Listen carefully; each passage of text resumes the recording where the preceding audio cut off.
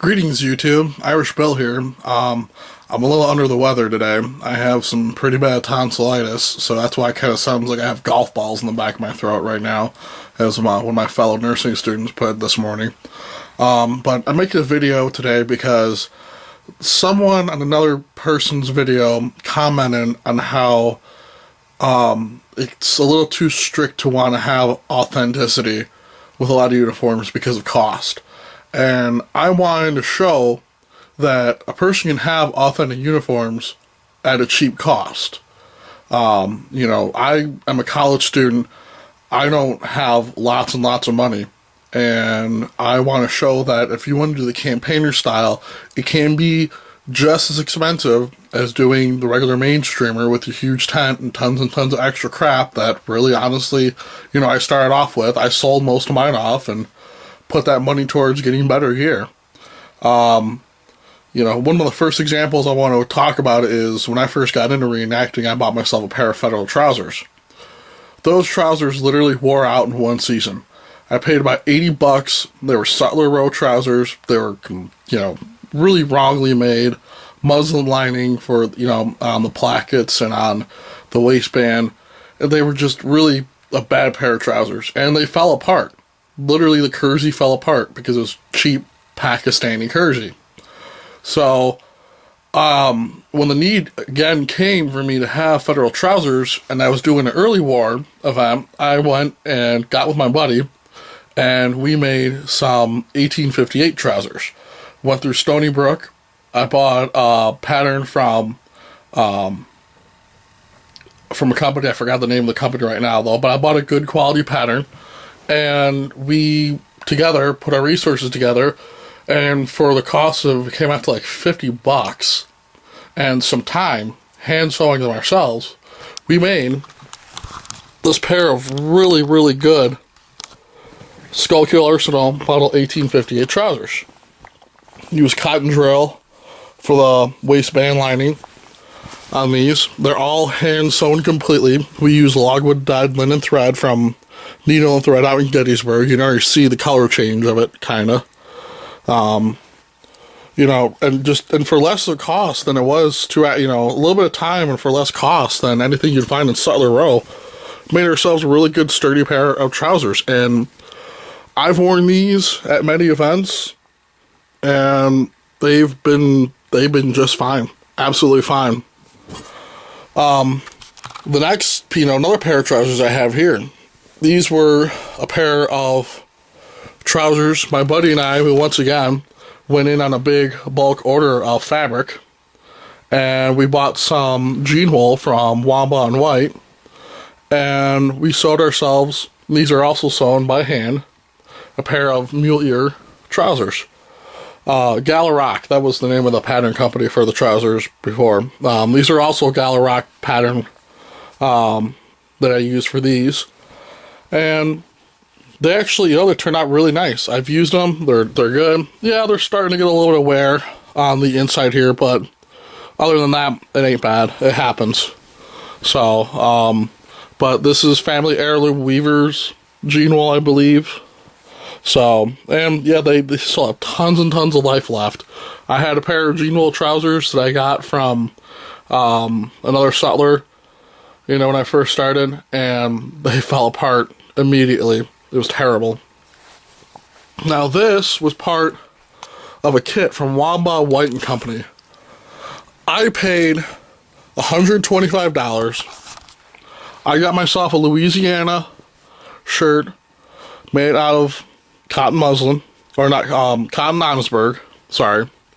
And this came with, it came with this and the commutation jacket.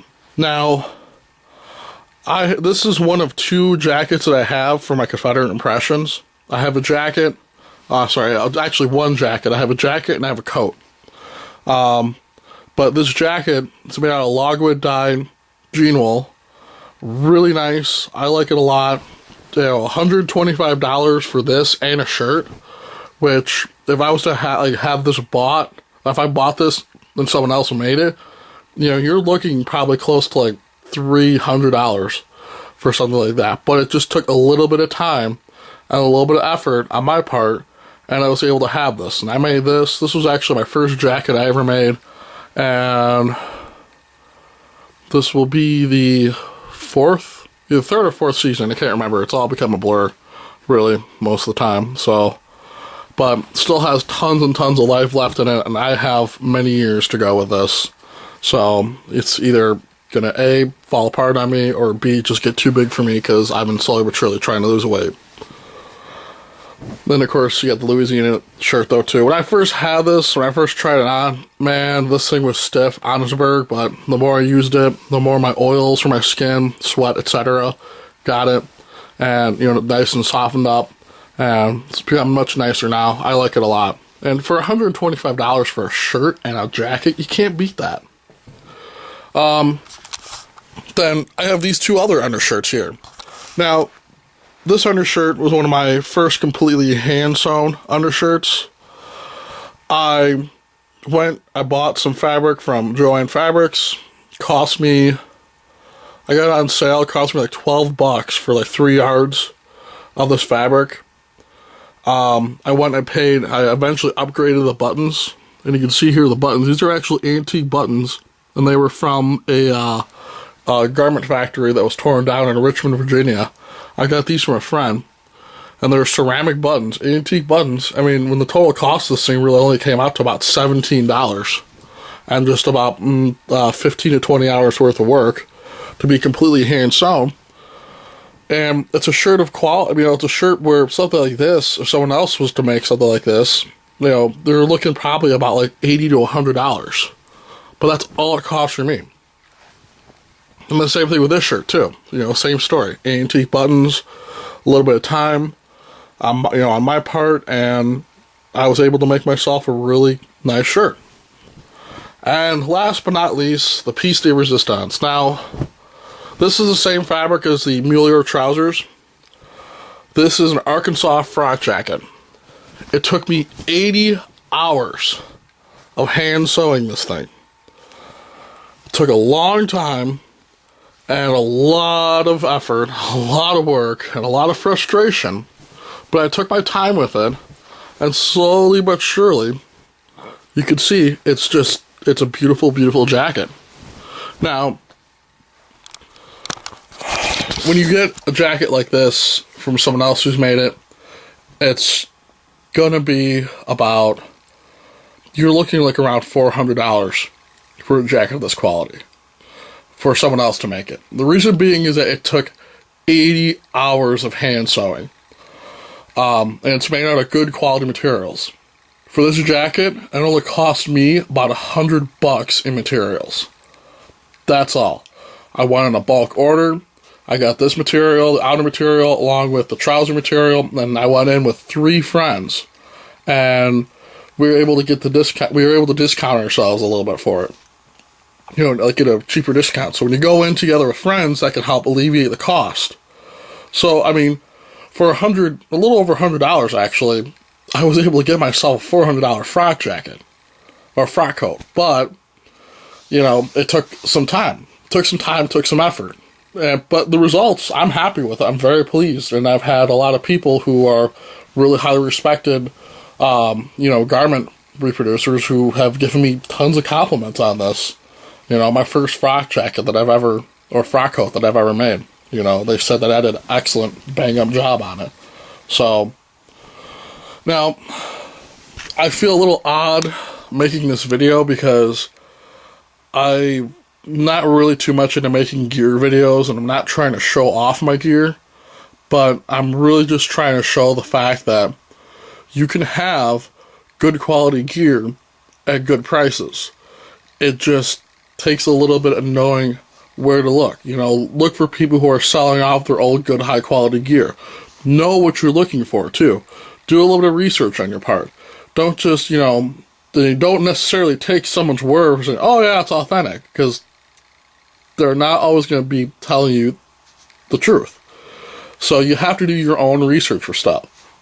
I have a vest that is machine sewn on the internal stitching, but outside stitching is done by hand, which is fine.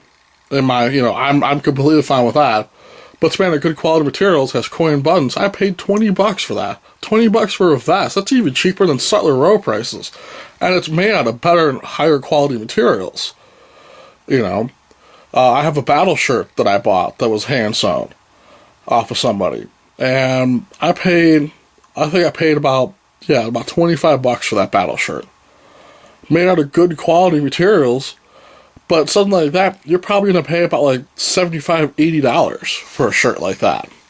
So, you know, and if you're going to do the authentic part, you know, start off with a basic kit, you know, and like what you're going to do. If you're only going to do one portrayal, you know, get the basics. Like say you're going to do a federal. Do a generic federal impression. Get yourself a sack coat. A pair of, you know, sky blue trousers. Eventually a greatcoat then too. And this is all stuff, and then like all the other little things, you know, like knapsack, good quality blanket, you know, like a good quality accoutrements, etc. And then work from there. You know, once you have your basic kit, then you can advance beyond to get what you need.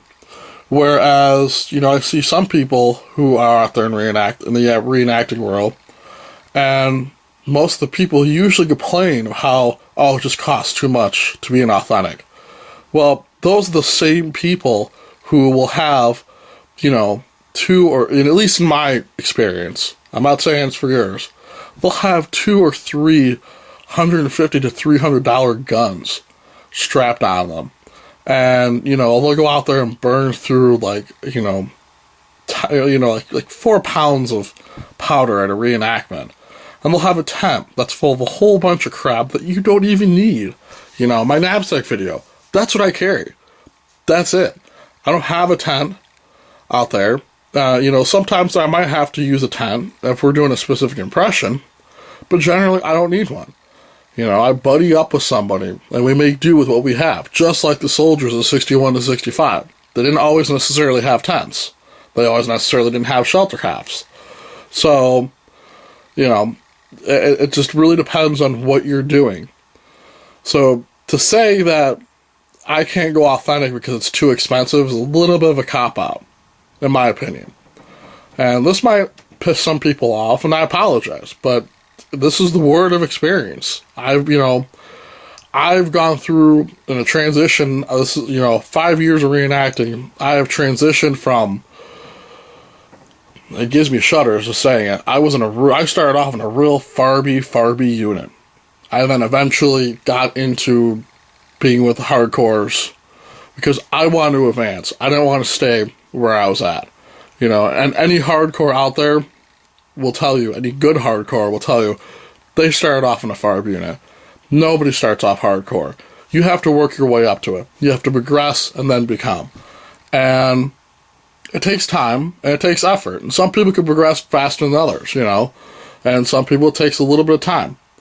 But also remember that it's not the gear that makes you a hardcore. You know, because I know some people out there who are hardcores and they don't have, you know, $400 fatigue blouses, etc. They have some stuff like, yeah, it's Sutler Row, but it's not the gear that makes the reenactor. It's what you know and how you use what you have. So, anyway, it's getting harder for me to talk. I just wanted to let you know all about that. Some food for thought. If you have comments, you know, keep them respectful. And, you know, we'll have intelligent conversations in the comment portion of this page. Thank you once again. Irish Bill, saying goodbye. Till next time. Hopefully I'll have some good videos up on my spring break.